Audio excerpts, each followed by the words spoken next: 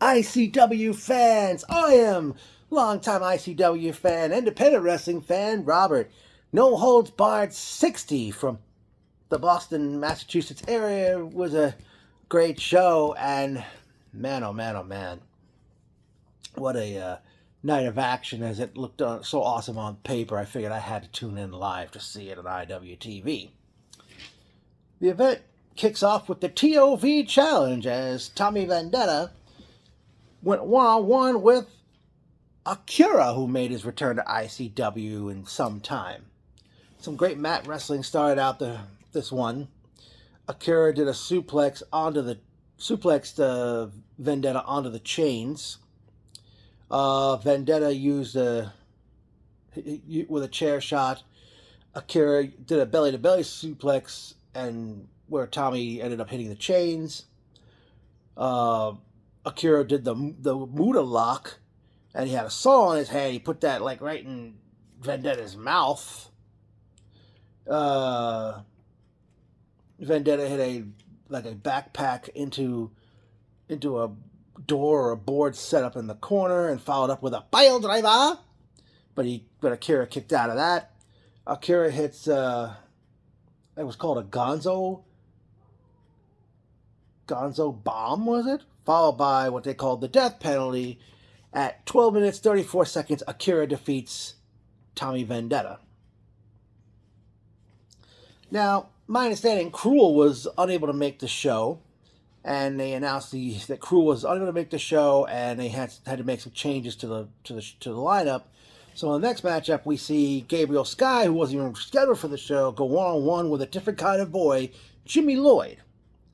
Early going, Sky managed to get some bounce off the chains, the top chain, because there's no ropes, and he hits a Hurricane Rana on Lloyd, and they ended up out. And he threw a chair at Lloyd as well. Then Sky took to the sky, no pun intended, with a dive out to the floor.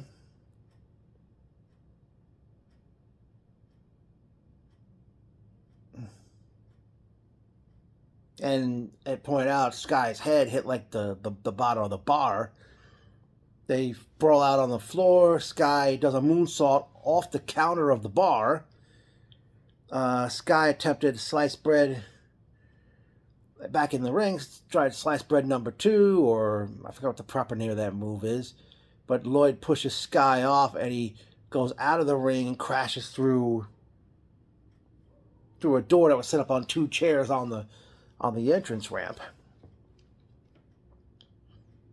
Eventually, Sky bounced back, hit a poison Rana, or as I call it, the rewind Rana. Oh, my eyes are hurting me. What the heck did I write?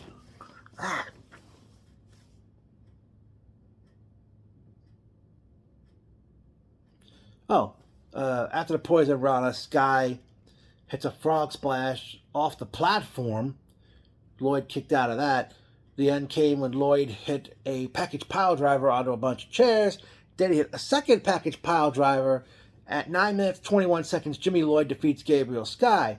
After the match, Lloyd was going to go for another package pile driver. Then Sky broke away from his grip and looked at him and said, "What the heck are you doing? The match is over." And Lloyd offers his hand, and they hugged and embraced. And I think the fans were even chanting Gabriel fucking Sky after the match ended and Sky was leaving the ring. Next up, it was Malcolm Monroe III, MM3, challenging the young prodigy Marcus Mathers for the Expect the Unexpected Wrestling Key to the East Championship. Marcus Mathers, he's got to be putting on great match after great match after great match after great match, no matter where he goes. And being champion on top of ETU, he's proven that, there's like no slowing down for him. Nearly going, Malcolm is using chairs and he's using pizza pans. There was a slugfest developing. Marcus hit a cutter off the second chain, also followed by a German suplex. Matthews hit a cradle pile driver on the ramp. Love that move that Jerry Lynn used in ECW. Malcolm back in the ring hits a poison Rana. Sheesh, my eyes. Oh. Then he picks up Mathers and like lawn darts and throws him like a human dart, like through a door set up in the corner. Eventually, later on, Matthews hit a destroyer off the platform through a door set up on chairs.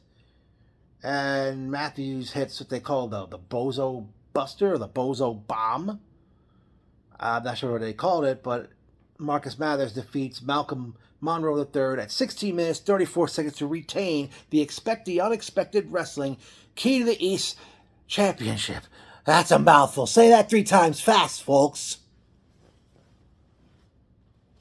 Next matchup, we see AC Baby, Ace Romero to battle with the Prize, Alec Price. 2 guys, I believe, are from the Boston area, or at least the New England area, as mentioned on commentary. Very good match, these 2 guys. Really, not like took it to each other, but wow. And once this is up, once they put the replay up on the IWTV live stream, watch this very show as well as this match I'm about to mention regarding Romero and Price. Early going, Romero pulled out a staple gun from a trash can and he used it on Price. Price eventually got his hands on the gun and stapled Ace, and I'll just leave it at that. Ace used a trash can to thwart Price, an aerial attack by Price, and then hit a sitting senton splash. Ace got his hands on a baseball bat with thumbtacks on it and used it on Price. Romero gives Price a burning hammer onto the barbed wire door, but it didn't break. Price hit a lariato, followed by a German suplex. Then he hit a dive. Then Price hit a dive out to the floor.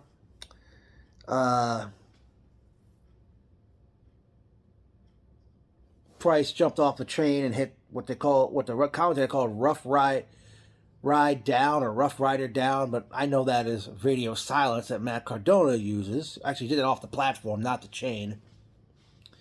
Ace dived through the chains, hitting a dive to the floor. He hits a lariato. Eventually, Price managed to get Romero up for a Samoan drop onto a door laying in the corner.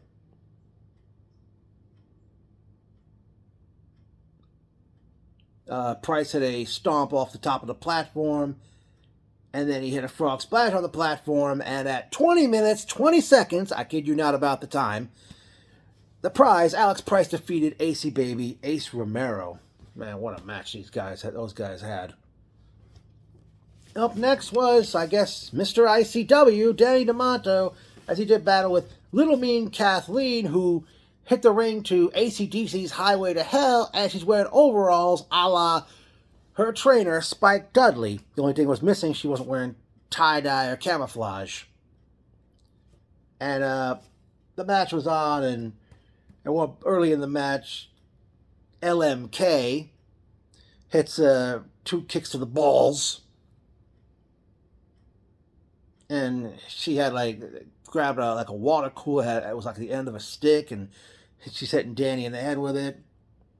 Danny eventually used the popping firecracker bat on her. Then she uses Danny uses the barbecue skewers, and then he's using a cheese shredder on her. Then poured salt into those wounds, and then squeezed lemons into the wounds.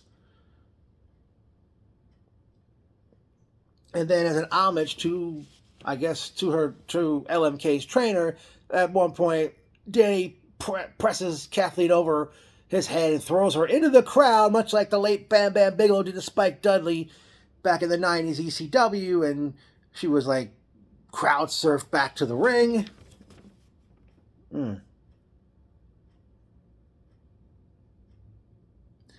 Kathleen spears Danny through a door in the corner.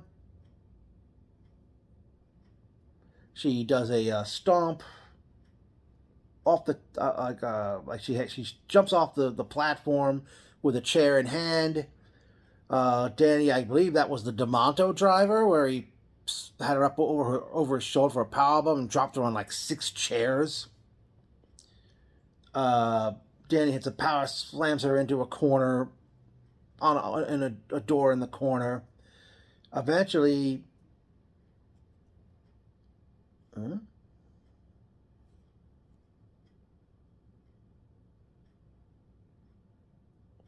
and then Danny was going to jump off like the top of the platform, but Kathleen stops him, and I forgot what they called that move. Like she catches Danny, and he goes crashing through a bunch of chairs. And at 14 minutes 45 seconds, Little Mean Kathleen beats Mr. ICW Danny D'Amato. Well, after the match ended, D'Amato had taken the microphone. He's sitting in a chair in the middle of the ring, and he's looking towards the camera and talks about what he posted earlier in the week on Twitter, which we know currently is X. I think everybody's going to this day, everybody's still calling it Twitter, even though it was renamed X, thanks to that bastard Elon Musk. And Danny said he talked about taking the L, and everybody's wondering what's going on. And Danny, was saying that the business takes a toll on the mind, body, and soul, especially running a business. And eventually, Danny asked the crowd, is this the last ICW No Holds Barred show in Boston? And everybody in the crowd's going, no, no. Danny looks in the camera and says, probably not, and drops the microphone before leaving the ring. We'll get back to that later. Up next was the final match of the Best of 7 series between Chris Bradley and Christian Ross. Now, Alec Price joined the commentary. I forgot who the main commentator of ICW is right now, ever since Ryan the Struggle stepped down. And I gotta say, Alec Price certainly would have a future in commentary if he, once his days in the ring are over as a competitor. He even made me laugh a few times. Early in the match, Ross was speared by Bradley through a door in the corner. They brawl out on the floor. Ross hits the Uranagi, which we know is the rock bottom, onto a ladder set up on chairs on the floor. Eventually, they come back in the ring and they're using carpet strips or sticks, and they're having like a duel or a joust onto each other. Ross hits what was called a tackle, we know as a spear. Then Ross hits the Emerald Fusion. I know that was a move the late Mitsuharu Misawa, there's a name from the past that not everybody knows about. And I think Tommy Dreamer later used it as the Dreamer Driver in ECW. Again, Emerald Erosion or Emerald Fusion, I forgot what it was called, but Misawa was known for that move. Bradley hits a DDT, or was it a suplex? I'm not sure. Bradley jumped off the platform with the ladder in hand. Ross hit some chair shots, and then hits a Death Valley driver on a door, set up on 2 chairs, and at 10 minutes, 46 seconds, Christian Ross defeated Chris Bradley. And after the match, I think they got on the microphone and they said, we've been doing this to each other so many times. This time so I think they're going to be a team, whether it's at ICW or other places they wrestle for. All right. And then it was time for the main event as Otis Cogar challenged the Killdozer. Many know him as Bulldozer Matt Tremont. Killdozer had an early advantage. Cogar had a straight like a straight razor that people use to like use on their beards, or if they shave their heads with it. Eventually, they had a duel with thumbtack bats, and Koger like took that straight razor. He was like pulling all the using it to pull the tacks out of Tremont's arms and his head, and I'm sure that had to be painful, based on not just due to Killdozer screaming.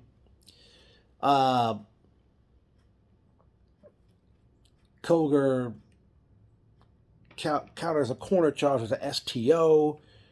Koger did a drop senton off the second chain, threw a pane of glass on two chairs that Killdozer was underneath. They had a chair joust, like an homage to Masato Tanaka and the late Mike Awesome. Koger missed a moonsault off the top chain.